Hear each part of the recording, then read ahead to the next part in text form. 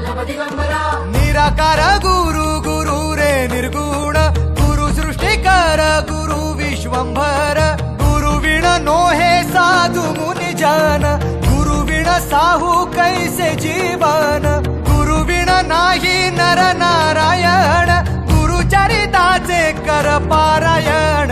भौमितिक रचना भाग 2 च्या या सत्रामध्ये आपल्या सगळ्यांचं स्वागत आहे. या सत्रामध्ये आपण त्रिकोण रचना या घटकाविषयी माहिती घेणार आहेत. 4 पद्धतीच्या रचना आपल्याला याच्यामध्ये करायच्या. पहिली रचना आहे त्रिकोणाच्या तीनही बाजूंच्या लांबी दिलेल्या असताना त्रिकोण काढणे. दुसरी रचना करायची आपल्याला त्रिकोणाच्या 2 बाजू आणि त्यांनी समाविष्ट केलेला कोन दिलेला असताना त्रिकोणाची रचना करणे. तिसरी रचना आहे त्रिकोणाचे 2 कोन आणि त्यांनी समाविष्ट केलेली बाजू दिलेली असताना त्रिकोण काढणे. आणि चौथी आणि शेवटची रचना आपल्याला बघायची कर्ण आणि एका बाजूची लांबी दिलेली असताना काटकोन त्रिकोणाची रचना करणे. आपण एक एक प्रकारच्या रचना आकृतीसह पाहणार आहोत. आता त्रिकोण काढण्याची पहिली रचना आपण बघतोय त्रिकोणाच्या तीनही बाजूंच्या लांबी दिलेल्या असताना त्रिकोण काढणे. आता आपण एक उदाहरण बघू. तिथं त्रिकोण XYZ काढायचं आपल्याला. या त्रिकोण XYZ मध्ये लेंथ ऑफ XY म्हणजे XY बाजूची लांबी आहे 6 सेंटीमीटर, YZ बाजूची लांबी आहे 4 सेंटीमीटर आणि XZ बाजूची लांबी आहे 5 सेंटीमीटर. आता कुठलीही भौमितिक आकृती या त्रिकोणाची रचना करत असताना आपण प्रथमतः काय करायचं आहे, आपल्याला दिलेल्या बाजूंवरून पहिल्यांदा एक कच्ची आकृती आपल्याला काढायची आहे, जी आपल्यासमोर इथं काढलेली आहे. आपण ही कच्ची आकृती म्हणजे साधारणतः कच्ची आकृती जरी असेल तरी 4 सेंटीमीटरपेक्षा 5 सेंटीमीटर निश्चितपणे मोठा दिसायला पाहिजे. 5 सेंटीमीटरपेक्षा 6 सेंटीमीटर जास्त दिसायला पाहिजे. अशा पद्धतीनं कच्ची आकृती आपण काय करणार आहेत, प्रथमतः काढणार आहेत. त्या पद्धतीनं आपण त्रिकोण XYZ काढला आहे. त्या XYZ त्रिकोणामध्ये XY बाजू आहे 6 सेंटीमीटर, YZ बाजू आहे 4 सेंटीमीटर आणि XZ बाजू आहे 5 सेंटीमीटर. आता यावरून आपण काय करणार आहेत, ही जी कच्ची आकृती दिली, साधारणतः पक्की आकृती जेव्हा आपण काढू तेव्हा आपली आकृती XYZ त्रिकोणाची या पद्धतीनं दिसेल. मग आता आपण पक्की आकृती काढणार आहेत. पक्की आकृती काढण्यासाठी काय करायचे आपल्याला, पहिल्यांदा एक XY रेषाखंड काढायचा आपल्याला 6 सेंटीमीटर लांबीचा. प्रथमतः तो आपण काढून घेऊ. 6 सेंटीमीटर अंतर असलेला XY रेषाखंड आपण इथं प्रथमतः काढलाय. आणि शक्यतो त्रिकोणाची रचना करत असताना ज्या बाजूची लांबी ही सर्वात जास्त आहे ती आपण नेहमी पाया म्हणून घेणार आहेत. या दिलेल्या त्रिकोणाच्या बाजूंमध्ये XY बाजू ही सर्वात मोठी आहे 6 सेंटीमीटरची, त्यामुळे आपण 6 सेंटीमीटर बाजू XY हा पाया म्हणून घेतलेली आहे.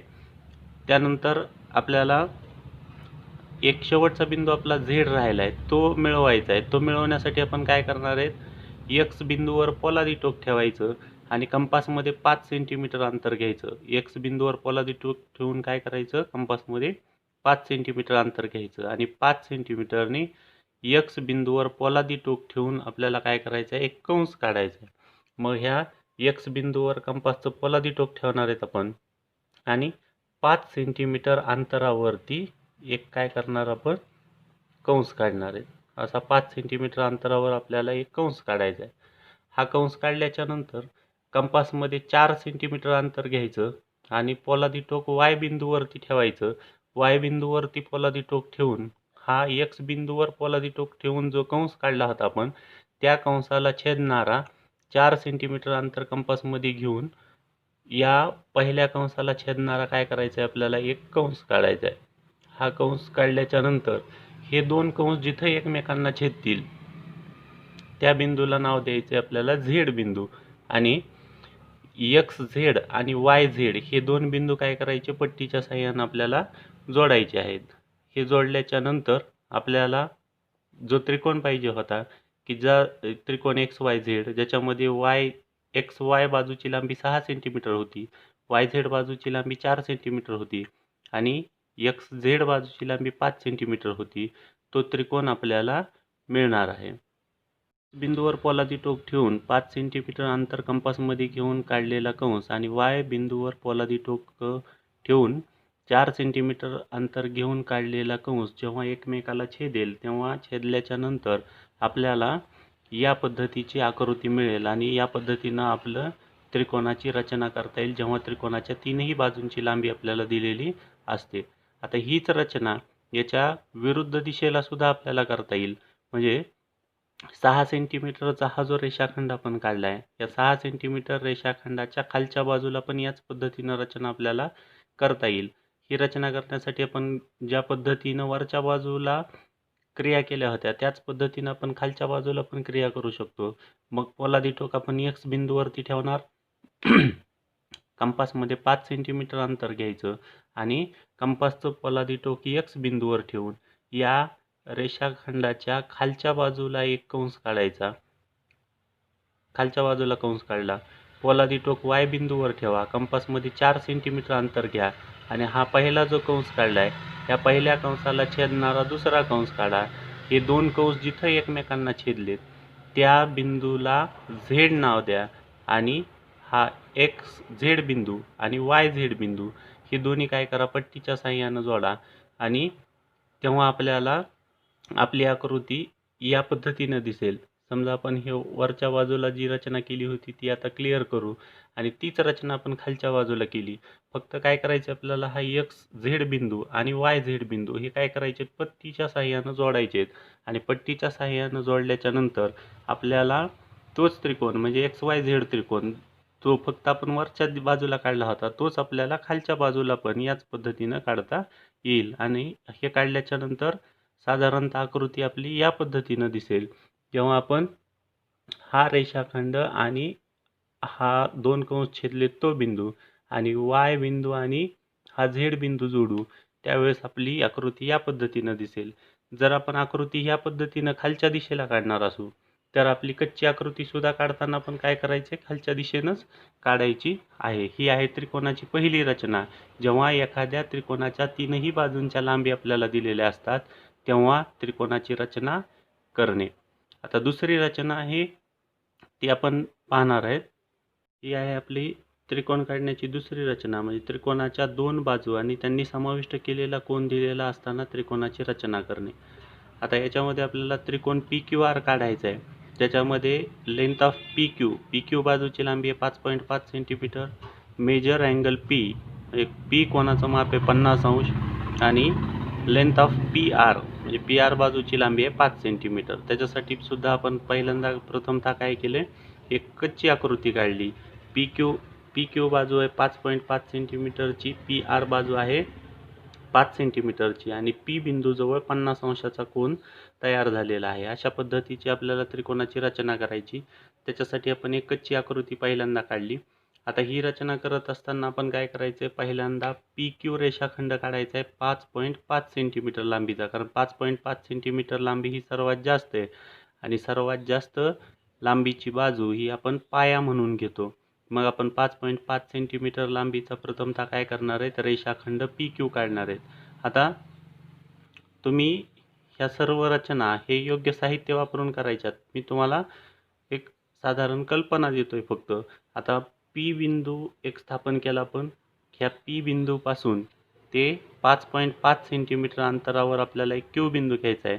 आपण पट्टीच्या साहाय्यानं 5.5 सेंटीमीटर अंतर मोजायचं आणि पी पासून ते पी क्यू असा एक रेषाखंड काढायचा आहे आपल्याला 5.5 सेंटीमीटर लांबीचा आणि हा रेषाखंड पहिल्यांदा आपण काढून घेऊ. 5.5 सेंटीमीटर अंतराचा रेषाखंड आपण पी क्यू काढला आहे. आता आपल्याला काय करायचं आहे ह्या पी बिंदूजवळ 50 अंशाचा कोन काढायचा आहे. हा कोन कसा काढायचा कोन मापकाचा उपयोग करून कोनाची रचना कशी करायची हे आपण याच्या अगोदर बघितलेलं आहे. मग काय करणार आपण कोन मापकाचा मध्यबिंदू ह्या पी बिंदूवरती ठेवायचा आणि काल्पनिक रेषाखंड जो आहे आपला त्या कोन मापकाचा तो आपल्या ह्या पी क्यू रेषाखंडाला जुळला पाहिजे. या पद्धतीनं आपण काय करणार आहेत हा आपला कोन मापक ठेवणार आहेत. कोन मापक ठेवल्याच्या नंतर आपल्याला काय करायचं आहे या बिंदूजवळ 50 अंशाचा कोन काढायचा आहे. काल्पनिक रेषाखंड आपला कोन मापकाच्या काल्पनिक रेषाखंडाला जुळणारे रेषाखंड पी क्यू. पी बिंदू हा आपला कोन मापकाच्या मध्यबिंदूला जुळणारा अशा पद्धतीनं कोन मापक ठेवला आणि हा ठेवल्याच्या नंतर इकडच्या बाजूनं म्हणजे आपला हा जो रेषाखंड आहे हा कुठल्या बाजूला गेला आहे? उजव्या बाजूला गेलेला असेल तर आपण उजवीकडच्या कोनमापकावरच्या शून्यापासून मोजायला सुरुवात केली आणि 10, 20, 30, 40, 50 या पद्धतीनं आपल्याला काय मिळेल? समजा हा 50 अंशाचा कोन या ठिकाणी मिळेल, बरोबर. हा 50 अंशाचा कोन मिळाला. मग हा बिंदू आणि आपला पी बिंदू हे दोन काय करायचे? आपल्याला पट्टीच्या साहाय्यानं जोडायचे आहेत. मग पी बिंदू आणि आत्ता जो 50 अंशाचा आपल्याला बिंदू मिळाला आहे हे दोन बिंदू काय केले? आपण पट्टीच्या साहाय्यानं जोडले. असा एक किरण काढला, बरोबर. हा किरण काढल्याच्या नंतर काय करायचं आपल्याला? जो तिसरा बिंदू आहे आपला तो तिसरा बिंदू मिळवायचा आहे. म्हणजे पी क्यू हे दोन बिंदू आपल्याकडे आहेत. आता राहिला आहे आपला हा आर बिंदू. हा आर बिंदू मिळवायचा आहे. तर आर बिंदू कसा मिळेल आपल्याला? पी बिंदूवरती कंपासचं पोलादी टोक ठेवायचं. कंपासचं पोलादी टोक पी बिंदूवरती ठेवायचं. कंपासमध्ये 5 सेंटीमीटर अंतर घ्यायचं आणि 5 सेंटीमीटर अंतर घेऊन कंपासमध्ये 5 सेंटीमीटर अंतर घेऊन पोलादी टोक पी बिंदूवर ठेवायचं आणि हा जो किरण आत्ता आपण काढलाय या किरणाला छेदणारा एक कंस काढायचा 5 सेंटीमीटर अंतरावर. समजा हा 5 सेंटीमीटर अंतर इथं येईल तर 5 सेंटीमीटर अंतरावरती काय केलं आपण? हा किरणाला छेदणारा एक कंस काढला. हा किरणाला छेदणारा कंस जिथं आपल्याला तो म्हणजे या कंसाचा आणि किरणाचा जो छेदनबिंदू आहे तो बिंदू आहे आपला आर बिंदू. मग ह्याला आर बिंदू नाव दिलं आपण. आता काय करायचं आपल्याला? पट्टीच्या साहाय्यानं हा आर बिंदू आणि क्यू बिंदू हे दोन काय करायचे? पट्टीच्या साहाय्यानं जोडायचे आणि हे पट्टीच्या साहाय्यानं जोडल्याच्या नंतर आपल्याला अपेक्षित असलेली आकृती आपल्याला मिळणार आहे. असं आपण काय केलं? आर बिंदू आणि क्यू बिंदू हे दोन काय केले? पट्टीच्या साहाय्यानं जोडले. आता या आकृतीमध्ये ज्या ज्या गोष्टी दिल्या होत्या आपल्याला म्हणजे त्रिकोण पी क्यू आर काढायला सांगितला होता. त्याच्यामध्ये लेंथ ऑफ पी क्यू बरोबर 5.5 सेंटीमीटर होतं जे आपण इथं लिहिले. असंच हे जे दिले आपल्याला माप कोन पी बरोबर 50 अंश ते पण आपण ह्या आकृतीमध्ये दाखवायला विसरायचं नाही. म्हणजे ह्या बिंदूजवळ 50 अंशाचा कोन तयार झालाय तर हा 50 अंशाचा कोन आहे म्हणून इथं दाखवायचं. आणि पी आर ही बाजू आहे, ही पी आर बाजू 5 सेंटीमीटरची आहे तर ते पण दाखवायचं. पण हे पी आर बाजू आहे 5 सेंटीमीटरची आणि या पद्धतीनं आपल्याला अपेक्षित असलेला त्रिकोण दिलेल्या मापांचा त्रिकोण आपल्याला मिळेल. ही आहे दुसरी रचना. त्रिकोणाच्या दोन बाजू आणि त्यांनी समाविष्ट केलेला कोन दिलेला असताना त्रिकोणाची रचना करणे. आता जसं आपण पहिल्या रचनेमध्ये हीच रचना ह्याच्या विरुद्ध दिशेला पण केली होती त्याच पद्धतीने आपल्याला ही रचना पण याच्या विरुद्ध दिशेनं करता येईल. म्हणजे हा 50 अंशाचा कोन पी बिंदूजवळ जो आपण वरच्या दिशेला काढलाय तो आपल्याला ह्या खालच्या दिशेला पण काढता येईल आणि याच पद्धतीनं आपल्याला दुसरा त्रिकोण म्हणजे ह्याचीच विरुद्ध पद्धतीनं रचनासुद्धा आपल्याला करता येईल. यानंतर आपल्याला बघायची त्रिकोणाची तिसरी रचना. त्रिकोणाचे दोन कोन आणि त्यांनी समाविष्ट केलेली बाजू दिलेली असताना त्रिकोणाची रचना कशी करायची? त्रिकोण काढण्याची तिसरी रचना आपण बघतोय. त्रिकोणाचे दोन कोन आणि त्यांनी समाविष्ट केलेली बाजू दिलेली असताना त्रिकोण काढणे. आता आपल्याला त्रिकोण एक्स वाय झेड काढायचा आहे ज्याच्यामध्ये लेंथ ऑफ वाय एक्स बाजूची लांबी आहे 6 centimetre. Measure angle Z X Y is equal to 30 degree म्हणजे एक्स बिंदूजवळ 30 अंशाचा कोन काढायचा आहे आपल्याला आणि measure angle X Y Z is equal to 100 degree म्हणजे वाय बिंदूजवळ 100 अंशाचा कोन काढायचा आहे. तर ही रचना करण्यासाठी आपण एक कच्ची आकृती प्रथमतः काढणार आहे जी इथं आपल्याला काढलेली दिसते. त्याच्यामध्ये त्रिकोण एक्स वाय झेड आपण काढला आहे. त्याच्यामध्ये वाय एक्स बाजूची लांबी किंवा एक्स वाय बाजूची लांबी 6 सेंटीमीटर आहे. एक्स बिंदूजवळ 30 अंशाचा कोन तयार झाला आहे आणि वाय बिंदूजवळ 100 अंशाचा कोन तयार झाला आहे. या पद्धतीनं आपल्याला रचना करायची. आता ही रचना करण्यासाठी आपण काय करायचं? जेव्हा आपल्याला पक्की आकृती काढायची, पक्की आकृती काढताना काय करणार आपण? याच्यामध्ये एकच बाजू दिली आपल्याला वाय एक्स आणि ही वाय एक्स बाजू आपण काय करणार आहे? त्या त्रिकोणाचा पाया म्हणून काढणार आहेत. त्याच्यासाठी आपण काय केलं? प्रथमतः एक बिंदू स्थापन केला. आपण एक वाय बिंदू स्थापन केला. या वाय बिंदूपासून आपल्याला 6 सेंटीमीटर अंतराचा एक काय करायचा आहे? रेषाखंड एक्स वाय किंवा वाय एक्स आपण काढणार आहेत. आता हा रेषाखंड आपण प्रथमतः काढू. हा वाय एक्स रेषाखंड काढला आपण 6 सेंटीमीटरचा. 6 सेंटीमीटर लांबीचा वाय एक्स रेषाखंड आपण प्रथमतः काढला. आता वाय बिंदूजवळ आपल्याला 100 अंशाचा कोन काढायचा आहे आणि एक्स बिंदूजवळ आपल्याला 30 अंशाचा कोन काढायचा आहे. परत कोन मापक घेतला आपण, कोन मापकाचा मध्यबिंदू वाय बिंदूवरती ठेवा. कोन मापकाचा मध्यबिंदू वाय बिंदूवरती ठेवला. त्या कोन मापकाचा जो काल्पनिक रेषाखंड असतो तो काल्पनिक रेषाखंड आपला वाय एक्स या रेषाखंडाला जुळेल अशा पद्धतीने ठेवायचा. आता इथं मध्यबिंदू ठेवल्यामुळं आपण जो काढलेला रेषाखंड आहे तो आपला उजव्या दिशेला गेलाय, म्हणून उजवीकडच्या शून्यापासून मोजायला सुरुवात करायचं आणि 100 अंश कुठं येतं ते बघायचं. तिथं एक बिंदू स्थापन करायचा. समजा इकडून मोजायला आपण सुरुवात केली 10, 20, 30, 40 ज्या इकडनं गेल्याच्या नंतर 70, 80, 90 हा काटकोन मिळेल आपल्याला. आणि 100 अंशाचा म्हणजे साधारणतः आपल्याला या ठिकाणी 100 अंशाचा कोन मिळेल. तिथं एक बिंदू आपण स्थापन केला. आता हा बिंदू स्थापन केल्याच्या नंतर कोनमापक ह्या वाय बिंदूवरचा काढायचा आणि एक्स बिंदूवर कोनमापकाचा मध्यबिंदू ठेवायचा. एक्स बिंदूवर कोनमापकाचा मध्यबिंदू ठेवून काल्पनिक रेषाखंड परत ह्या वाय एक्स रेषाखंडाला जुळेल या पद्धतीनं आपण काय करायचं, आपला कोनमापक ठेवायचा. आणि आता एक्स बिंदूवरती कोनमापकाचा मध्यबिंदू ठेवल्याच्यामुळं त्या कोनमापकाचा काल्पनिक रेषाखंड जो आहे तो काल्पनिक रेषाखंड ह्या वाय एक्स बिंदू रेषाखंडाला आपल्या जुळल्याच्या नंतर हा रेषाखंड आपला डाव्या बाजूला जाणारा आहे. मग डावीकडच्या शून्यापासून मोजायला पण सुरुवात करणार आहे. डावीकडच्या शून्यापासून मोजायला सुरुवात केल्याच्या नंतर म्हणजे इकडच्या दिशेच्या शून्यापासून आपण मोजायला सुरुवात करणार आहे. तर 10, 20, 30 साधारणतः 30 अंशाचा कोन कुठे येईल आपला, या ठिकाणी येईल 30 अंशाचा कोन. हा 30 अंशाचा कोनाचा बिंदू आपण काय केला, स्थापन केला. बरोबर आहे. आता काय करायचंय, ह्या वाय बिंदूवर जेव्हा 100 अंशाचा कोन काढलाय तेव्हा जो बिंदू आपण स्थापन केला होता तो बिंदू आणि वाय बिंदू प्रथमतः काय करणार, आपण पट्टीच्या साहाय्यानं जोडायचे. समजा हा बिंदू आणि आपला जो वाय बिंदू होता हा वाय बिंदू आपण काय केला, पट्टीच्या साहाय्याने जोडला. आणि ह्या एक्स बिंदूवर कोनमापकाचा मध्यबिंदू ठेवून आपण जो 30 अंशाचा बिंदू काढला होता, 30 अंशाचा कोन काढला होता तो बिंदू आणि एक्स बिंदू हे दोन पण काय करायचे, आपल्याला पट्टीच्या साहाय्याने जोडायचे. आता हे दोन जोडल्याच्या नंतर आपल्याला असं लक्षात येईल की हा जो किरण आहे वाय बिंदूतून काढलेला आणि एक्स बिंदूतून काढलेला किरण, हे दोन किरण काय होतील, पुढे जाऊन एकमेकांना छेदतील. आता हा जो बिंदू स्थापन केला आपण त्या बिंदूतून जाणारा एक काय केला, किरण काढला आपण जो की एक्स बिंदूला छेदेल आणि हे दोन किरण एकमेकांना छेदलेत. हे दोन किरण जिथे एकमेकांना छेदलेत त्या बिंदूला आपला तिसरा बिंदू जो आहे त्याचं नाव द्यायचं, म्हणजे हा आहे आपला झेड बिंदू. बरोबर. आता ही जी मापं आहेत, जी आकृती काढताना आपल्याला दिली होती ती मापं इथं लिहायला विसरायचं नाही.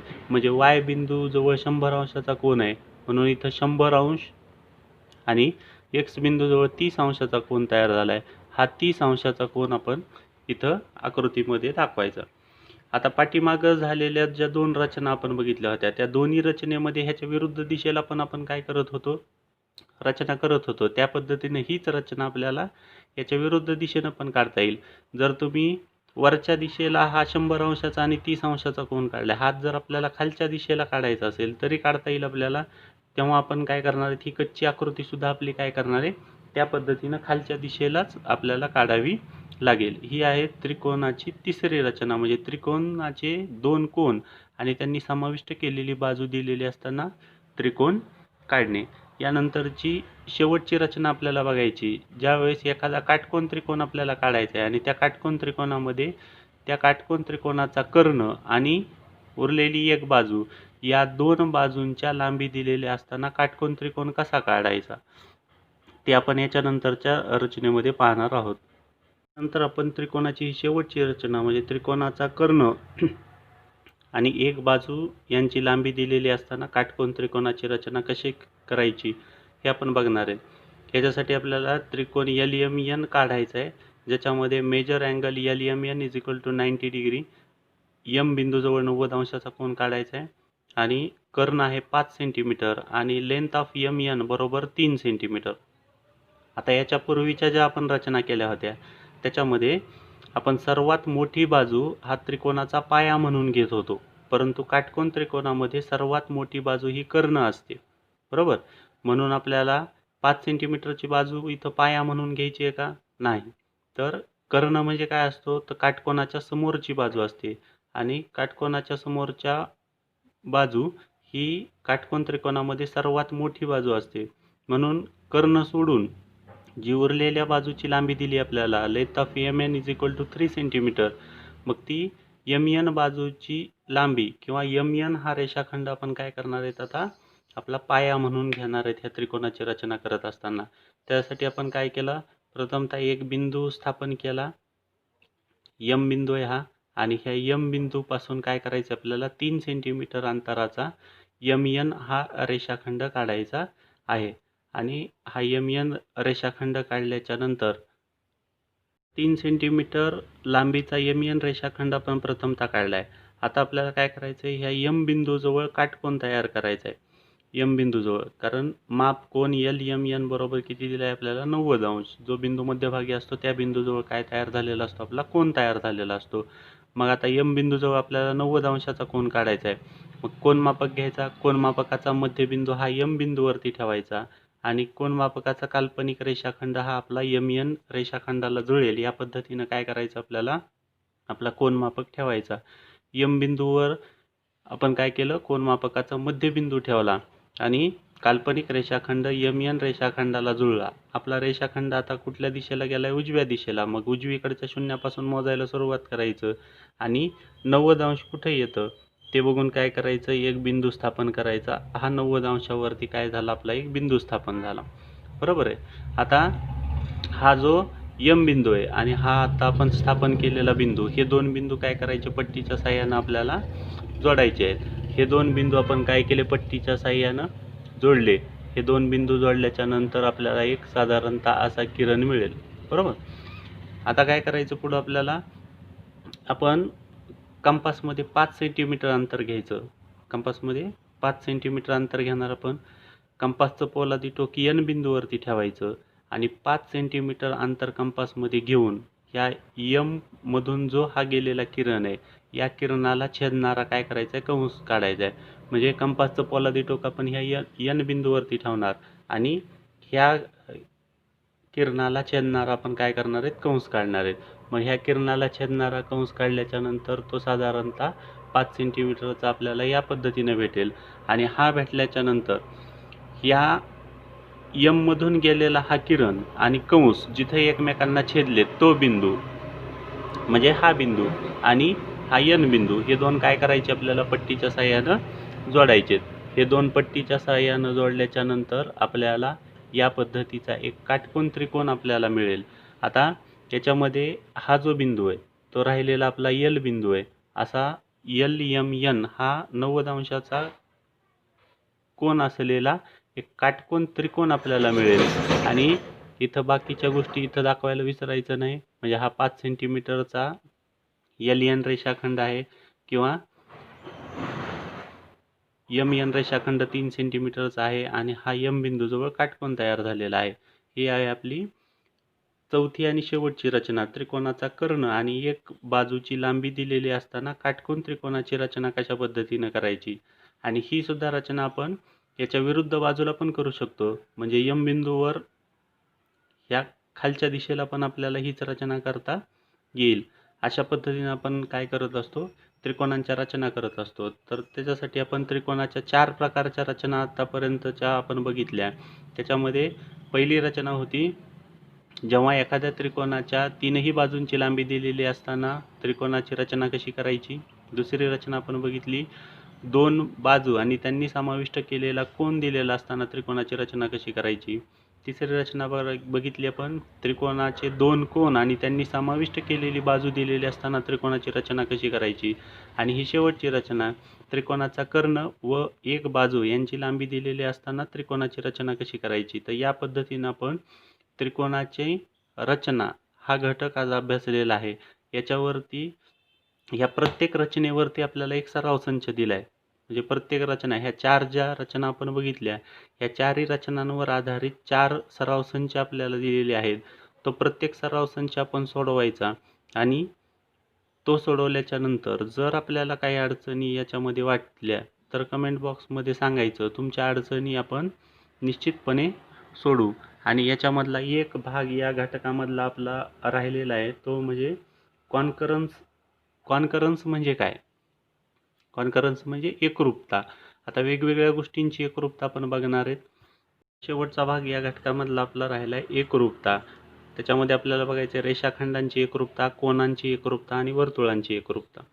आता रेषाखंडांची एकरूपता, कोनांची एकरूपता आणि वर्तुळांची एकरूपता बघण्याच्या अगोदर एकरूपता म्हणजे काय हे आपल्याला माहीत असायला पाहिजे. एकरूपता म्हणजे काय मग? तर एकरूपता म्हणजे तंतोतंतपणा. म्हणजे दोन रेषाखंड एकरूप कधी असतात? जर ते एकमेकाशी तंतोतंत जुळतील. दोन कोन एकरूप कधी होतील? जर ते एकमेकाशी तंतोतंत जुळतील. आणि दोन वर्तुळ एकरूप कधी होतील? जर ते एकमेकांशी तंतोतंत जुळतील. पण तंतोतंत जुळण्यासाठी काय आवश्यक आहे? दोन रेषाखंड एकरूप कधी होतील? समजा आपल्याला एक रेषाखंड दिलाय, हा रेषाखंड आहे XY. हा XY रेषाखंड आहे आणि हा XY रेषाखंड आहे 4 सेंटीमीटर लांबीचा. 4 सेंटीमीटर लांबीचा XY रेषाखंड आहे. आता याचा एकरूप रेषाखंड काढायचा असेल आपल्याला तर आपल्याला काय करावं लागेल? दुसरा जो रेषाखंड आपण काढणार आहे तोही काय असायला पाहिजे? 4 सेंटीमीटर लांबीचा असायला पाहिजे. मग समजा आपण दुसरा एक रेषाखंड काढला, रेषाखंड AB, आणि हा रेषाखंड AB सुद्धा किती सेंटीमीटर लांबीचा आहे? 4 सेंटीमीटरचा.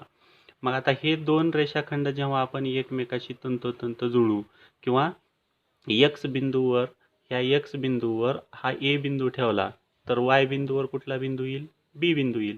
म्हणजे हे दोन रेषाखंड काय होतील? एकमेकाशी तंतोतंत जुळतील. म्हणजे रेषाखंडांची एकरूपता किंवा एकरूप रेषाखंड आपल्याला कशाला म्हणता येईल? जेव्हा दिलेल्या दोन रेषाखंडांची लांबी समान असते. म्हणजे समान लांबीच्या दोन रेषाखंडांना आपण काय म्हणणार आहेत? एकरूप रेषाखंड म्हणणार आहेत. मग आता रेषाखंड XY आणि रेषाखंड AB हे दोन्हीही 4 सेंटीमीटर लांबीचे आहे. म्हणजे हे दोन्ही एकमेकांशी काय होतील? तंतोतंत जुळतील. म्हणजे रेषाखंड XY आणि रेषाखंड AB हे दोन काय आहेत? एकरूप रेषाखंड आहेत. त्याच पद्धतीनं कोनांची एकरूपता आहे. कोनांची एकरूपता काय? तर समजा आपण इथे एक कोन काढला, साधारणतः आपण कोन काढला, हा एक कोन काढलाय आपण PQR. हा PQR, या PQR कोनाचं माप आहे 50 अंश. PQR कोनाचं माप किती आहे? 50 अंश. तर आता याच्याशी एकरूप असलेला कोन म्हणजे काय? तर याच्याशी एकरूप असलेला कोन तो असेल ज्या दुसऱ्या कोनाचं माप सुद्धा किती अंश असणार आहे? 50 अंश. मग आपण समजा दुसरा एक कोन काढला आणि ह्या कोनाचं माप पण आहे 50 अंश. जेव्हा हे दोन कोन आपण काय करणार आहेत? एकमेकावरती ठेवणार आहे. एकमेकावरती ठेवल्याच्या नंतर जर हे दोन्ही कोन 50 अंशाचे असतील तर हे काय होणार आहेत? एकमेकाशी तंतोतंत जुळणार आहेत. बरोबर आहे ना? म्हणजे कोन PQR आणि कोन ABC हे काय आहेत? एकरूप कोन आहेत. आता एकरूप कोनांची व्याख्या काय सांगता येईल मग आपल्याला?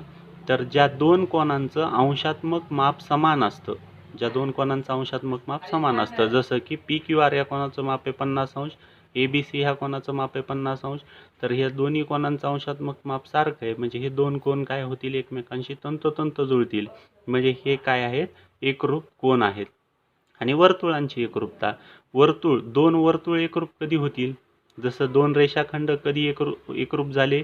तर त्यांची लांबी समान असेल तर. दोन कोन कधी एकरूप झाले? जर त्यांचं अंशात्मक माप समान असेल तर. तसं वर्तुळ कधी एकरूप होतील?